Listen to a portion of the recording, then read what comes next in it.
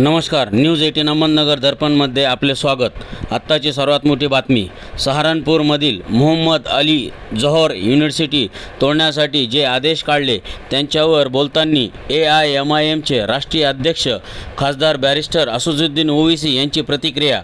संवाददाता शेख युसुफ, न्यूज 18 अहमदनगर दर्पण। बिस्मिल्लाहिर्रहमानिर्रहीम। अस्सलाम वालेकुम व रहमतुल्लाहि व बरकातहू। मौज़ीज़ हाज़रीन इकराम, बुज़ुर्गान कौम और मिल्लत, मेरी इज़्ज़तदार माँ और बहनों, गयूर नौजवान साथियों, मैं आप तमाम का दिल की गहराइयों से शुक्रिया अदा करता हूँ कि आपने अपना कीमती वक्त निकाल कर आज सहारनपुर की इस मुबारक सरज़मीन पर जो उलमा, मशाइखीन और मुहद्दिसीन की सरज़मीन है, यहाँ पर आपने आकर हज़ारों की तादाद में मजलिस इत्तेहादुल मुस्लिमीन के एक जलसे को आपकी मौजूदगी से, आपकी दुआओं से आपने ना सिर्फ इसको कामयाब कर दिया, बल्कि आपकी मौजूदगी पूरी मगरबी यूपी को और उत्तर प्रदेश की हुकूमत को एक पैगाम देते हैं कि अब की बार इंशाअल्लाह ताला हम दरी नहीं बिछाएंगे, अपने नेता को बनाएंगे इंशाअल्लाह ताला। शहनशीन पर मौजूद मगरब यूपी के सदर जनाब महताब चौहान साहब, उत्तर प्रदेश के सदर जनाब शौकत अली साहब, इस अजीमुशान जलसे के ऑर्गेनाइज़र जनाब मरगूब हसन साहब, ज़िला सदर सलीम साहब, शहर सदर दिलशाद साहब, डॉक्टर अरशद साहब, अनीस अहमद साहब, रईस मुल्क साहब, शहजाद खान,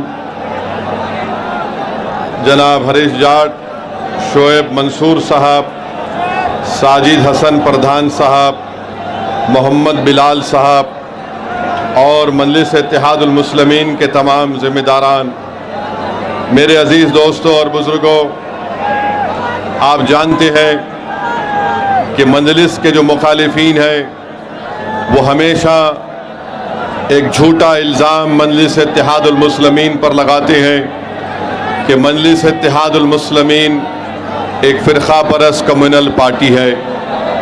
मैं आपको ये बताना ज़रूरी समझता हूँ कि मजलिस इत्तेहादुल मुस्लिमीन कभी भी किसी समुदाय के ख़िलाफ़ थी, ना कभी रहेगी इंशाअल्लाह ताला। यकीनन जहाँ पर जुल्म होगा, जहाँ पर नाइंसाफ़ी होगी, जहाँ पर संविधान के मुताबिक हमको इज़्ज़त की निगाहों से नहीं देखा जाएगा, जहाँ पर हमारी इबादत गाहों को तोड़ने की कोशिशें की जाएंगी, जहाँ पर हमारी शरीयत में मदाखलत की बात होगी, तो यकीनन संविधान जिसको बाबा साहिब अम्बेडकर ने बनाया मुझे इस बात की इजाज़त देता है कि मैं अपने हक़ के लिए लड़ूं, मैं एहतजाज करूं और मैं अपनी बात को संविधान के दायरे में रहकर जनता के सामने रखूं।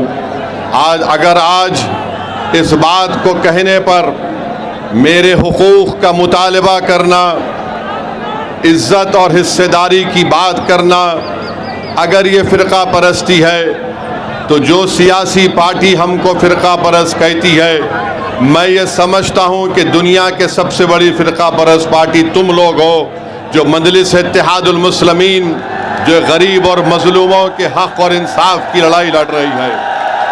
मेरे अज़ीज़ दोस्तों और बुज़ुर्गों, अगर मैं तारीख़ में चला जाऊँगा तो मुझे ये कहना पड़ेगा कि उत्तर प्रदेश की आवाम ने बरसों कांग्रेस का साथ दिया, उनको इख्तिदार दिया, उनको सत्ता दी। आज बताओ, आज उत्तर प्रदेश में अगर मुस्लिम नौजवानों में सबसे ज़्यादा बेरोज़गारी है, अगर आज हम तालीम से दूर हैं, अगर आज हम जेलों में ज़्यादा हैं, तो इसका ज़िम्मेदार कौन है? इसका ज़िम्मेदार वो पार्टी है जिसको आपने वोट दिया था, हमारे बुज़ुर्गों ने ये वोट दिया था। ये समझ कर वोट दिया था कि नाइंसाफ़ी नहीं होगी। बाबरी मस्जिद की शहादत हुई, मरकज़ में किसकी हुकूमत थी बताओ? उस वक्त मुल्क का वज़ीर आज़म असदुद्दीन ओवैसी नहीं था, उस वक्त मुल्क का वज़ीर आज़म कांग्रेस पार्टी का था।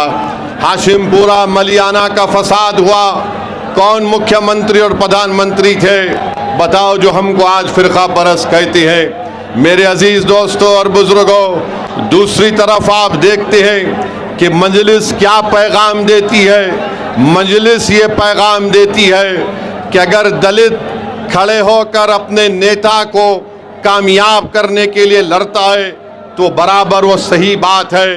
अगर उत्तर प्रदेश के मुख्यमंत्री गो उनका ताल्लुक बीजेपी से है, मगर आज आप जानते हैं कि उत्तर प्रदेश में अगर किसी को फ़ायदा हो रहा है तो उस समुदाय को फ़ायदा हो रहा है जिसका अंग्रेज़ी में लफ्ज़ शुरू होता है कैपिटल टी से, उन्हीं को फ़ायदा पहुंच रहा है। अगर समाजवादी कहती है कि हम पीडीए की बात करते हैं, मगर पीडीए की बात करने वाले उनको तकलीफ उसी वक्त होती है जब मध्य प्रदेश का बीजेपी के मुख्यमंत्री पर अंग्रेजी अखबार ने लिख दिया कि इन्होंने उस जगह पर अपनी ज़मीन को ख़रीदा जहां पर मध्य प्रदेश की हुकूमत अपने डेवलपमेंट के प्रोजेक्ट्स को ला रही है। तो यही समाजवादी पार्टी के अध्यक्ष जनाब अखिलेश यादव साहब ने कह दिया कि बीजेपी एक यादव मुख्यमंत्री को हटाना चाहती है, वो फ़िरका परस्ती नहीं है। यही समाजवादी पार्टी जब वफ़्द का काला कानून नरेंद्र मोदी की हुकूमत पार्लियामेंट में बना रही थी, अखिलेश यादव की तकरीर आपके सामने है, सुन लीजिए यूट्यूब पे जाकर उन्होंने क्या कहा और क्या कहना चाहिए था। मेरे अजीज दोस्तों और बुजुर्गों, मुझे आप बताइए, अगर मैं संविधान के दायरे में खड़े होकर आज यहाँ पर कह रहा हूँ कि सहारनपुर में लकड़ी का काम मुतासिर हो गया और यहाँ से कारोबार जयपुर चला गया, तो क्या ये फ़िरका परस्ती है? क्या ये फ़िरका परस्ती है? बताओ, अगर सच्चाई को बयान करना फ़िरका परस्ती है तो खुदा की कसम अल्लाह जब तक मुझे जिंदा रखेगा मैं हक और सच को बयान करता रहूंगा। आप बताइए, एनकाउंटर होता है, बुलडोजर से घर को तोड़ा जाता है, कोई अपनी जबान को जुम्बिश नहीं देते, और जब हम कहते हैं तो कहते हैं कि माहौल को खराब करना चाहता है। अरे मेरे भाई, माहौल खराब जो कर रहा है, जो जुल्म कर रहा है, अगर जुल्म करने वाले को जालिम कहना फ़िरका परस्ती है तो तुम तैयार हो जाओ, हम रुकने वाले नहीं हैं, हम जालिम को जालिम बोलेंगे इंशाअल्लाह ताला। मेरे अजीज दोस्तों और बुजुर्गों, बिहार में पिछले साल चुनाव हुआ, मजलिस ने आरजेडी से कहा, कांग्रेस से कहा, हमारे अध्यक्ष अख्तरुल ईमान साहब ने खत लिखकर राजद के और कांग्रेस के नेताओं को लिखकर कहा कि हमसे समझौता कर लीजिए, हमको सिर्फ 6 सीट दीजिए, हम तुम्हारे साथ लड़ने को तैयार हैं। तो राजद और कांग्रेस के नेताओं ने कहा ये मजलिस फ़िरका परस्त पार्टी है, हम इनसे हाथ नहीं मिलाएंगे, इनसे बात नहीं करेंगे। आपको बताना ज़रूरी समझता हूं कि हमारे 4 विधायक को राजद और कांग्रेस ने तोड़ लिया। इसके बावजूद भी हमने कहा चलो बीजेपी को रोकना है बिहार में, हम तुमसे हाथ मिलाने को तैयार हैं, मगर इन्होंने इल्ज़ाम लगा दिया कि हम फ़िरका परस्त है। किसी कांग्रेस और राजद के नेता ने कहा कि ओवैसी जानता है कि हमारे बगैर नहीं जीत सकता, वो कमज़ोर है, इसीलिए वो हमसे हाथ मिलाना चाहता है। मैंने उस वक्त भी कहा, बिहार की सरजमीन और सीमांचल की सरजमीन में खड़े होकर कहा, और आज सहारनपुर की मुबारक सरजमीन में खड़े होकर कह रहा हूं, मैं आज भी उत्तर प्रदेश में दोबारा बीजेपी की सरकार ना बने, मैं अलायंस करने के लिए तैयार हूं। मैं आपके दरमियान में खड़े होकर कह रहा हूं, मैं भी नहीं चाहता कि दोबारा बीजेपी की सरकार बने, मगर अगर अगर ये सेकुलर अपने आप को बोलने वाली पार्टी ये कहेगी कि नहीं ओवैसी कमजोर है, वो जीत नहीं सकता, उसके पास सिर्फ एक वोट है, वो तुम है। वो क्या कहते हैं, तुम्हारे पास एक वोट है। बिहार में भी यही कहा था कि ओवैसी के पास एक वोट है। मगर याद रखो, मैं ये जो हाथ बढ़ाया हूं, ये कमजोरी की वजह से नहीं, बीजेपी को रोकने के लिए। अगर तुम कमजोरी समझते हो तो याद रखो, ये हाथ जो आज दोस्ती की तरफ बढ़ा है, कल तुम्हारे गिरेबान के तार से भी खेलने तैयार रहेगा। और उस वक्त रोना नहीं जब नतीजा आएगा, अरे हाय हम हार गए। अरे तुम हारोगे अगर हमको साथ नहीं लोगे तो। और जो लोग कहते हैं कि इसके पास एक वोट है, क्या आप मेरे साथ हैं, मजलिस के साथ हैं? क्या सहारनपुर की जनता मजलिस के साथ है? क्या आप पतंग के निशान पर बटन दबाएंगे? सुन लो जालिमों, तुम कहते ना एक वोट साथ है, अरे ये वोट भी साथ है। और वो जमीन और आसमान का खालिक वो एक है, वो भी हमारे साथ है। तो तुम एक एक कहकर देख रहे हो, तुम एक एक हो जाओगे, हम हजारों की तादाद में आगे बढ़ते जाएंगे और अपनी सियासी लीडरशिप को बनाएंगे इंशाअल्लाह ताला। मेरे अजीज दोस्तों और बुजुर्गों, इसीलिए हम आपसे अपील कर रहे हैं कि चुनाव जब आएगा, चुनाव जब आएगा,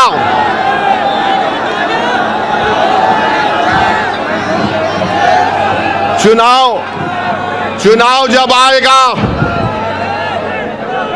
ये तमाम समाजवादी के लोग आपके पास आकर कहेंगे भैया को मुख्यमंत्री बनाना है। हम सत्ता में आ रहे हैं और हम सत्ता में आएंगे तो हम सब कुछ खत्म कर देंगे।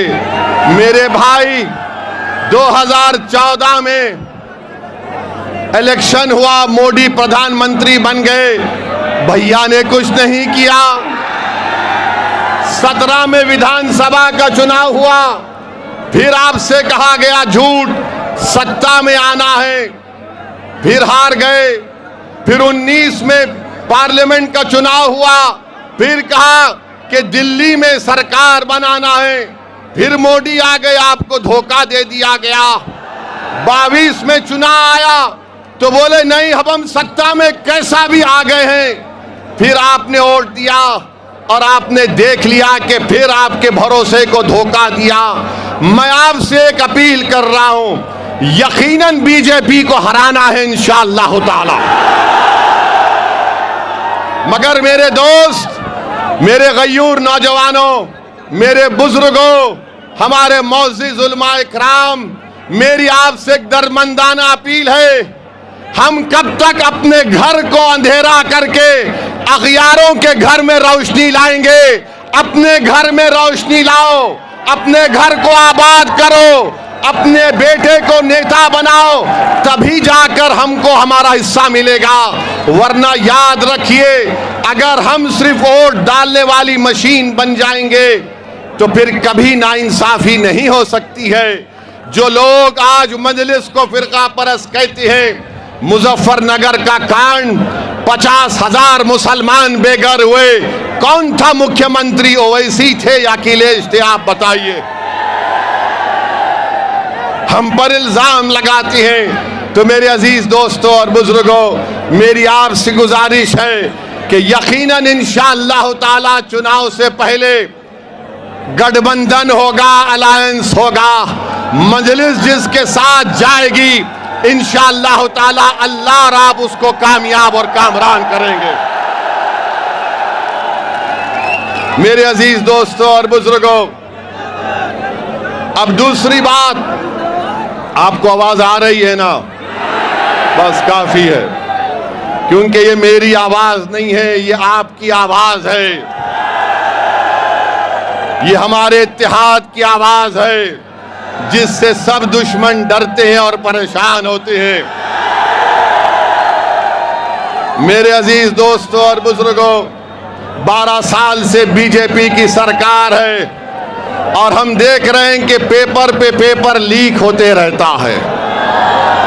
पेपर लीक हुआ, उस वक्त कोई देशद्रोही का इल्जाम उन पर नहीं लगाया गया। मुझे अफसोस के साथ कहना पड़ता है कि हजारों लाखों परिवार के मासूम बच्चे जो गरीब परिवार से थे, आज वो परेशान हैं। कल नीट का रिजल्ट आया, मैं ऐसे नौजवान लड़के और लड़कियों को भी जानता हूं जो आज परेशान थे। उन्होंने कहा कि पहला एग्जाम हमने अच्छा लिखा, दूसरा इम्तिहान लिखने गए तो हमारे हौसले पस्त थे, हम बड़े परेशान थे। बताइए, इन मासूम बच्चों के ख्वाबों को चुकनाचूर किया जा रहा है, इसका जवाब कौन देगा? इसका जवाब कैसे मिलेगा? मेरे अजीज दोस्तों और बुजुर्गों, फिर आप देखते हैं कि वक्फ का काला कानून पार्लियामेंट में बनाया गया। उस कानून को जब बनाया जा रहा था, मैंने पुकार कर कहा कि मोदी की सरकार ये कानून मस्जिदों को छीनने के लिए बना रही है, दरगाहों और खानखाहों को छीनने के लिए बना रही है।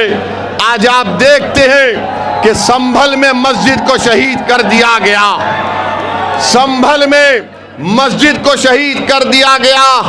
और आज आप देखते हैं कि सहारनपुर में जो एक मस्जिद है, उसको नोटिस दी जा रही है कि 6 करोड़ जुर्माना भरो या 15 दिन में उसको शहीद कर दिया जाएगा। अरे ये मस्जिद सहारनपुर की 1955 में उत्तर प्रदेश के सुन्नी वक्फ में रजिस्टर है। बताओ आखिर ये किस बुनियाद पर उत्तर प्रदेश की बाबा की सरकार मस्जिद को तोड़ने की नोटिस देती है? क्या ये लोग नहीं जानते कि अगर कोई जगह 70 साल से उस जमीन पर हम हय्या अलस सलाह और हय्या अलल फलाह की सदाएं दे रहे हैं, अगर 70 साल से जिस जगह पर हम अपने सजदे अदा कर रहे हैं, तो सुप्रीम कोर्ट ने कहा वक्फ बाय यूजर, नया वक्फ बाय यूजर नहीं हो सकता मगर पुराना वक्फ बाय यूजर बरकरार रहेगा। तो नोटिस दी जा रही है। अफसोस होता है कि इतना जुल्म क्यों किया जा रहा है।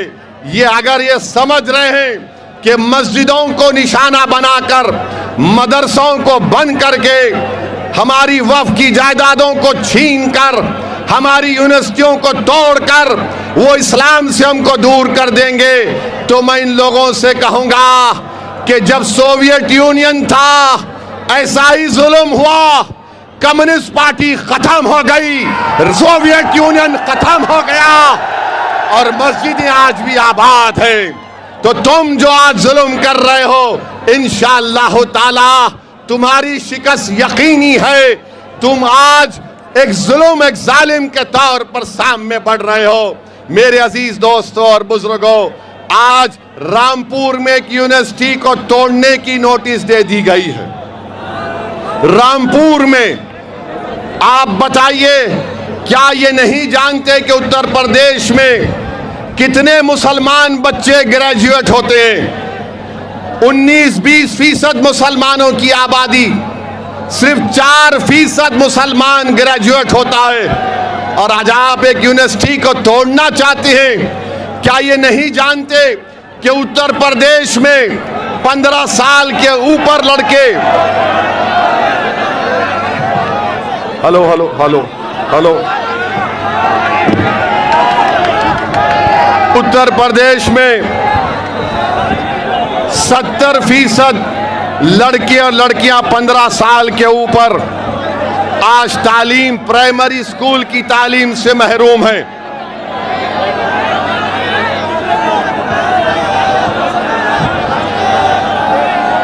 हेलो,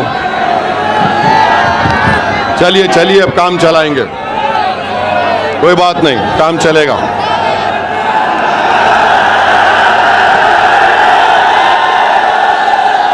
मेरे भाई, मुझे माइक की और उसके साउंड सिस्टम की जरूरत नहीं है, मुझे अल्लाह और तुम्हारे साथ की जरूरत है। आप साथ दीजिए, हमको इसकी जरूरत नहीं है। आप मुकम्मल मुत्तहिद हो जाइए।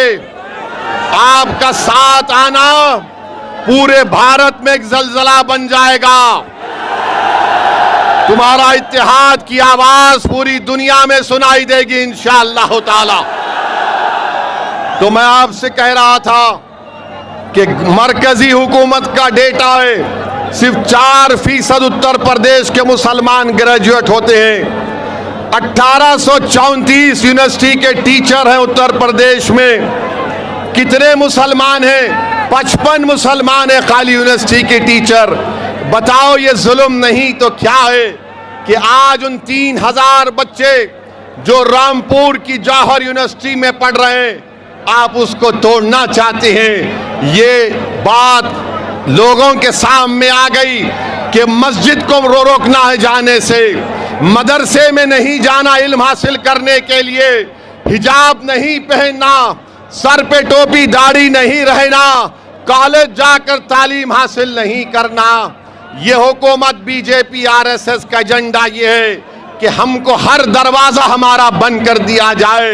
याद रखो, तुम्हारा जुल्म है, वो इंशाअल्लाह ताला खत्म होकर रहेगा और अल्लाह इंशाअल्लाह उसको खत्म करेगा। मेरे अजीज दोस्तों और बुजुर्गों, अब आप बताइए कि किसी शायर ने अच्छा कहा, जुल्म फिर जुल्म है, बढ़ता है तो मिट जाता है, खून फिर खून है तो टपकेगा तो जम जाएगा बाबा, टपकेगा तो जम जाएगा। मेरे अजीज दोस्तों और बुजुर्गों, हर एतबार से हमको निशाना बनाने की कोशिशें की जा रही हैं। मैं आपको बता रहा हूं, अभी हम यहां पर आ रहे थे तो किसी एक मीडिया के जिम्मेदार ने हमसे पूछा कि इतने मुसलमान विधायक हैं, इतने मुसलमान सांसद हैं उत्तर प्रदेश में, क्या उनको अब खुलकर नहीं बोलना चाहिए? मैंने उनसे कहा, मुझे उनसे उम्मीद नहीं है।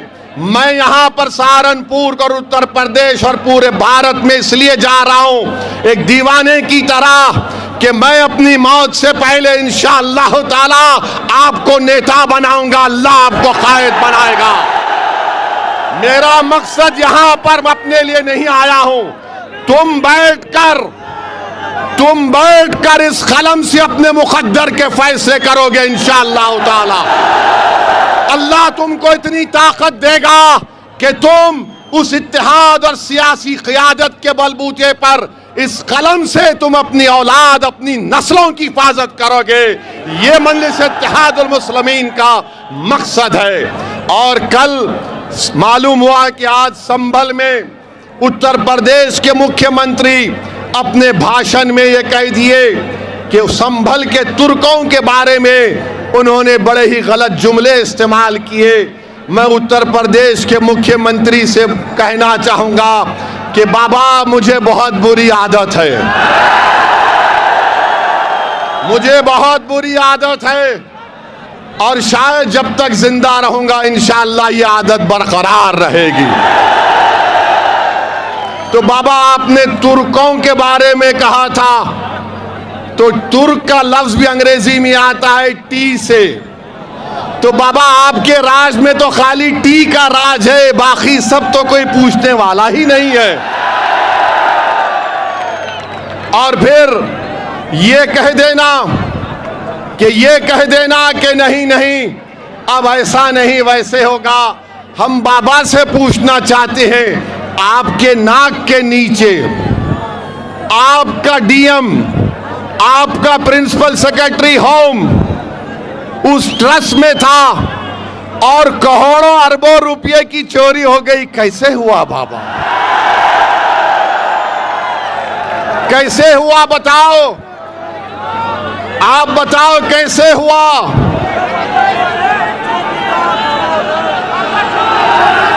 जोर से बोलो।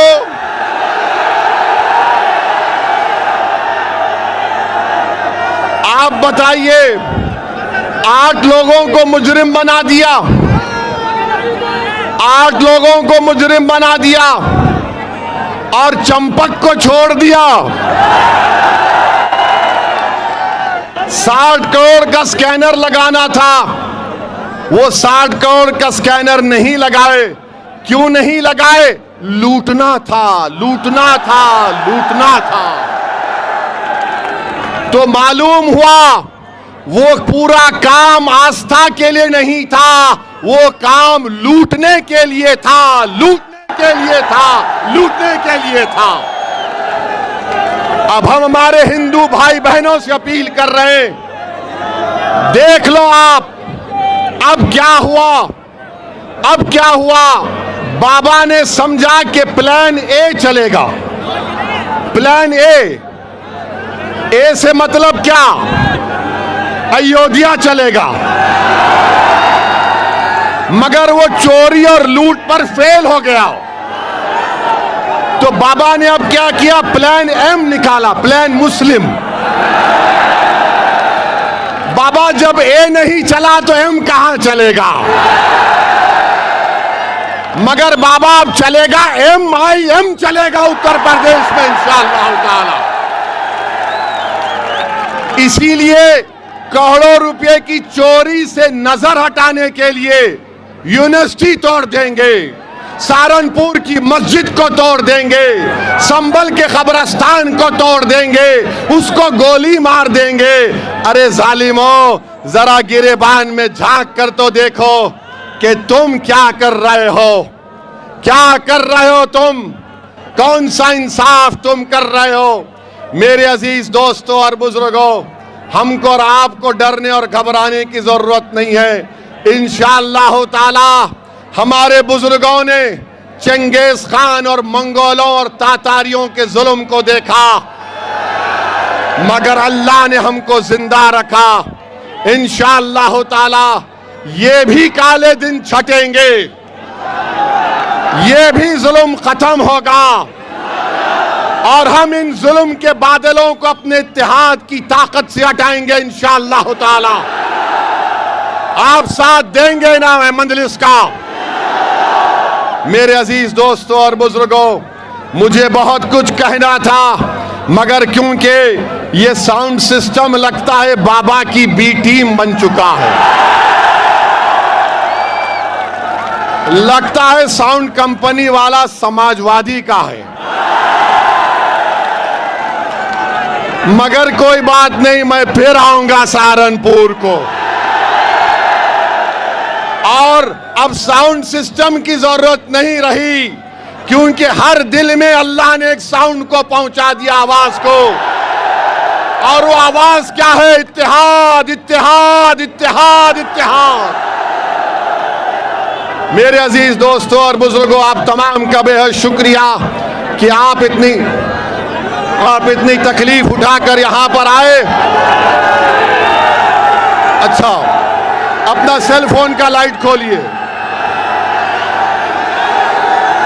सेल फोन का लाइट खोलिए, ताकि बाबा को, कांग्रेस को, समाजवादी को ये मालूम हो जाए कि हम फिरका परस्त नहीं, हम इंसान परस्त हैं, हम हक परस्त हैं, हम इंसाफ परस्त हैं।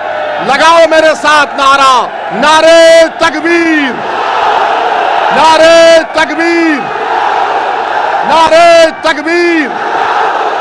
भारत जिंदाबाद, भारत जिंदाबाद, हमारा इत्तेहाद जिंदाबाद, हमारा इत्तेहाद जिंदाबाद। आप तमाम से गुजारिश है कि पुरअमन तरीके से अपने घर को रवाना होइए और दुआ करते रहिए अल्लाह से कि अल्लाह हमको गालिब करे और कामयाब करे। अस्सलाम वालेकुम व रहमतुल्लाहि व बरकातहू।